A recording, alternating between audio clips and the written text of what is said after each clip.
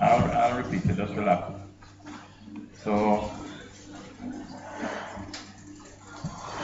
right, so what we are observing are these so-called Malpighian corpuscles, which are actually just your Bowman's capsule and the glomerulus. Okay, so this knot, this little blob that we see inside is the glomerulus, and then it's surrounded by the Bowman's capsule. You can see quite clearly that the Bowman's capsule itself is surrounded by a thin, flattened epithelium. That's the simple squamous right there. And of course, as you know, all blood vessels are lined by simple squamous as well. So this so-called glomerulus, which is really a capillary knot, is also surrounded by a simple squamous epithelium. I've actually brought a couple slides because not all of them show the same thing. And the proximal tubules are not very obvious in all the slides, but I think I have one that may show it. So in addition to these Malpighian corpuscles, the cortex also demonstrates a couple of other tubules. Proximal tubules, distal tubules, and if we're lucky, we may even find parts of the collecting tubules as well. And the collecting tubules stand out from the other two because the cells tend to be a little paler, and the cell boundaries tend to be more prominent. Again, not all the slides show all of this very well, but as I said, I think I have a slide that does that. And then now, once we go over, I don't know why the light is doing this. It's what we see on all of them, no?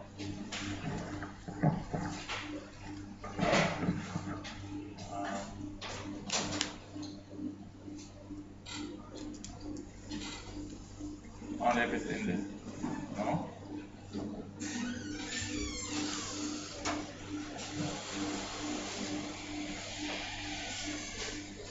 It's alright, I don't think, it's alright. I mean, you can use the other screen. Alright, back now. Okay, so we're going to go down to the medulla.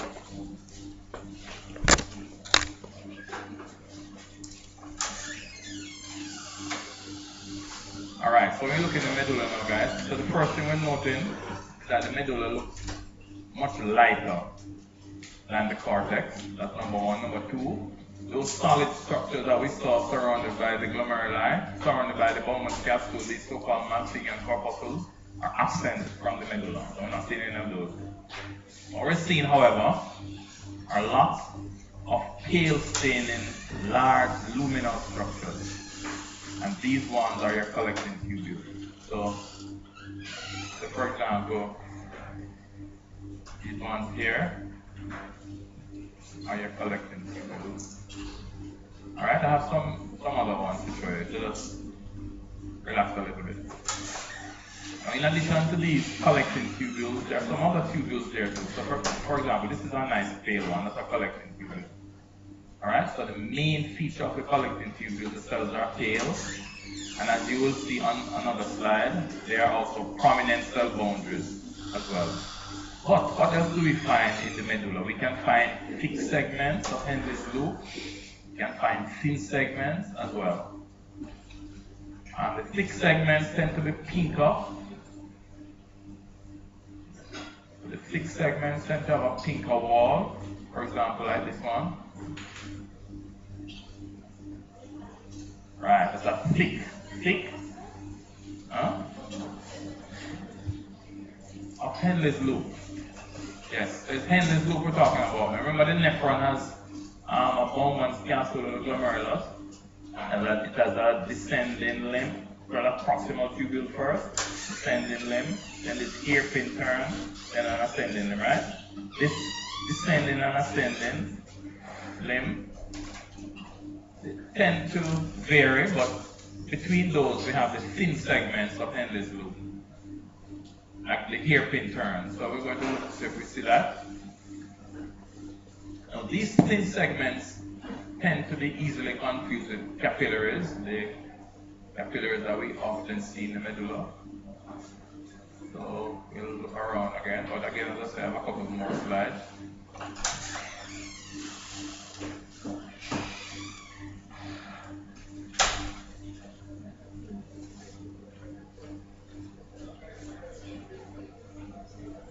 Sometimes you may be lucky enough to see RBCs in the lumen of the capillaries. So right away, you know, obviously that can be a thin segment. But not all the time you're that lucky. Good, so what we're seeing here now, lots of thick segments. That's a thick segment there.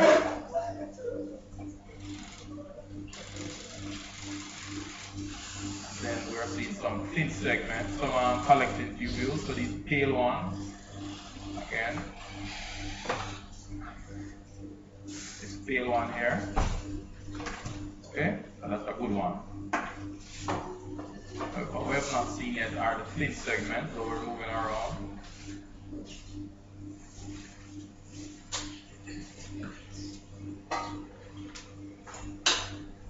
Right, so we're seeing lots of thick segments now. All of these are thick segments. All of these are thick segments, alright?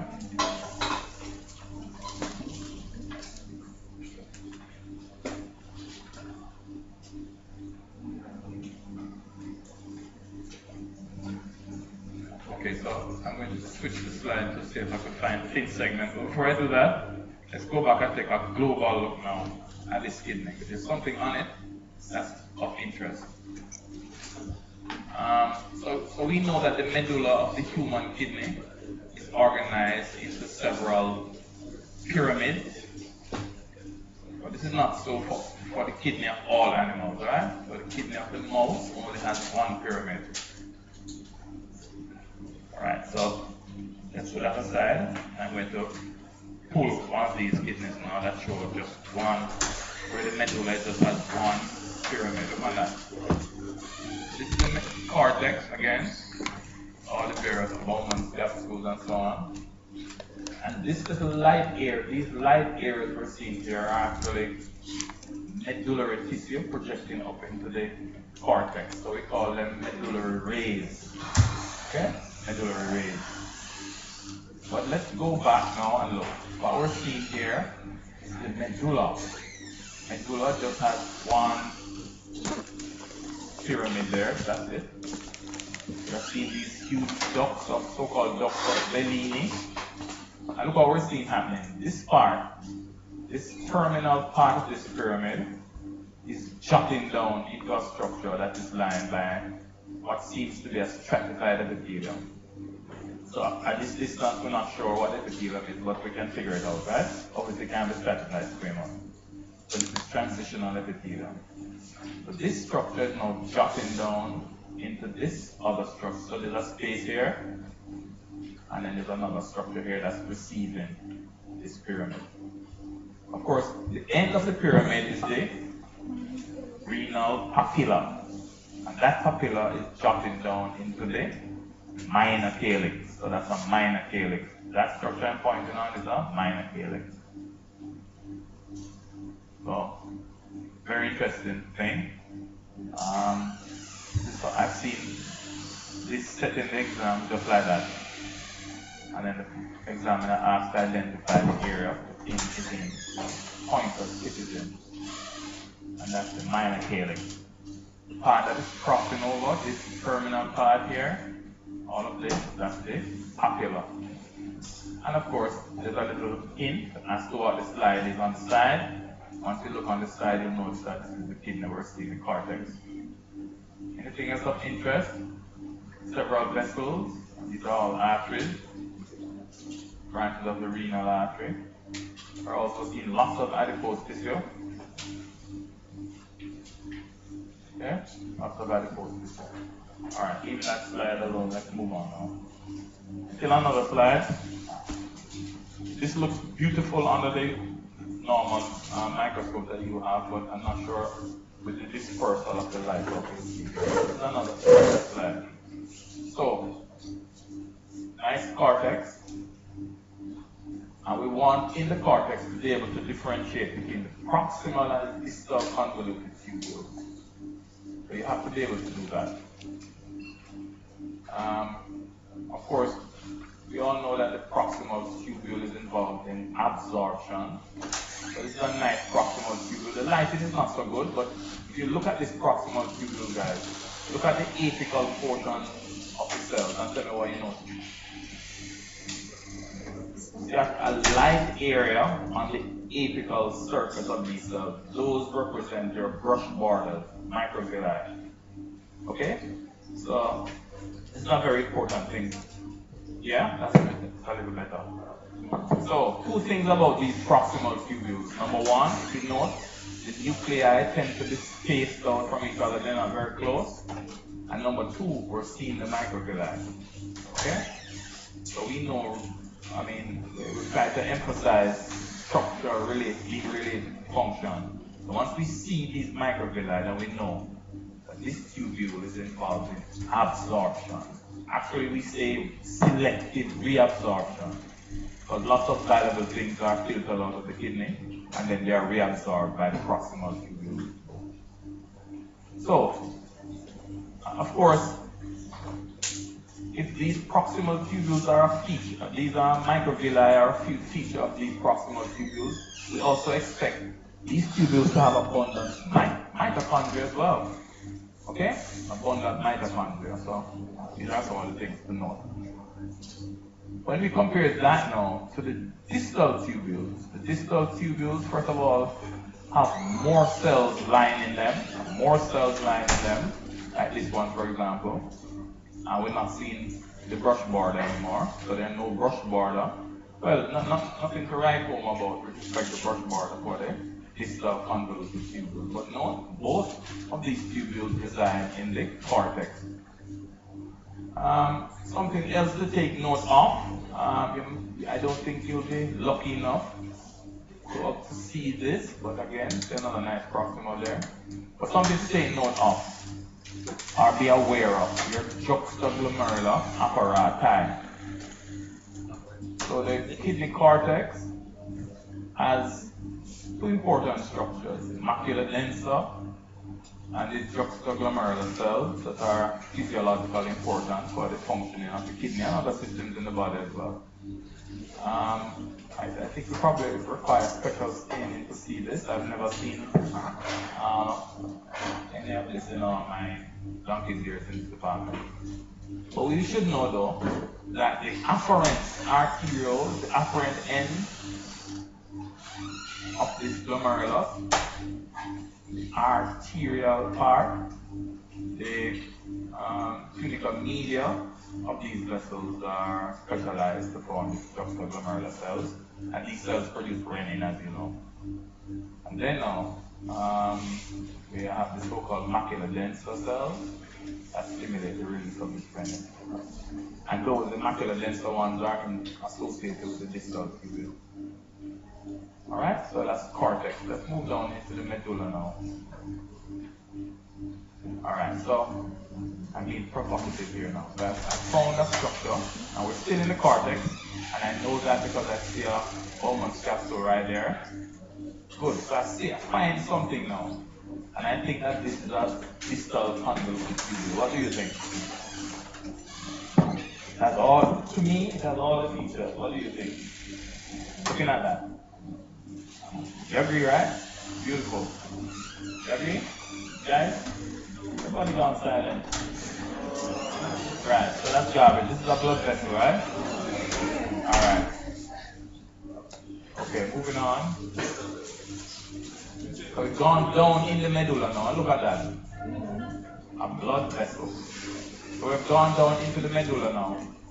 And look at this. This is a nice luminous structure. The cells are pale, and I can see something about the cells too. Prominent cell boundaries. Prominent, another one here, lots of them. Prominent cell boundaries. So from the time I see this, I know I'm looking at a collecting tubule. Alright? So, another question is often asked, which proteinaceous substance influences these cells? The behavior of these cells. Which protein? Polypeptide. And I know once I fancy it up by saying polypeptide, and people don't know what it is, right? But if I ask you what hormone now, you know, right? And it's 88. Good. 88 is a polypeptide, right? Okay. Collecting tubules. That's what's going on. Okay. Alright, so I mentioned these on the previous slide. Those pale ones with the prominent cell boundaries, those are collecting tubules. Okay, so we still have not found any thin segment, but I think this slide should show some. Alright, let's just back one there. Where is it?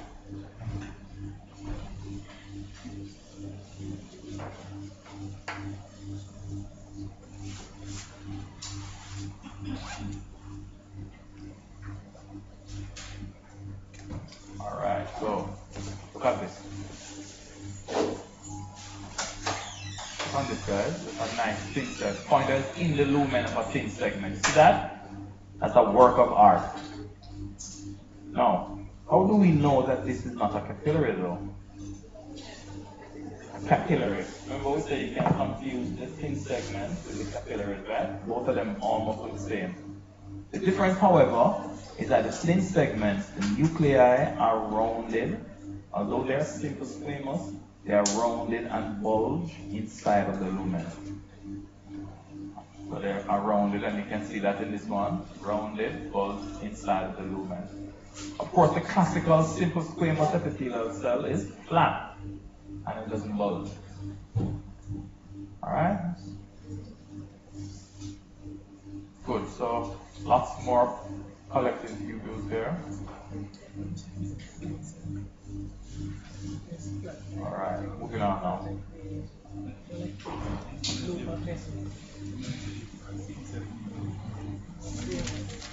Then of course now we want to look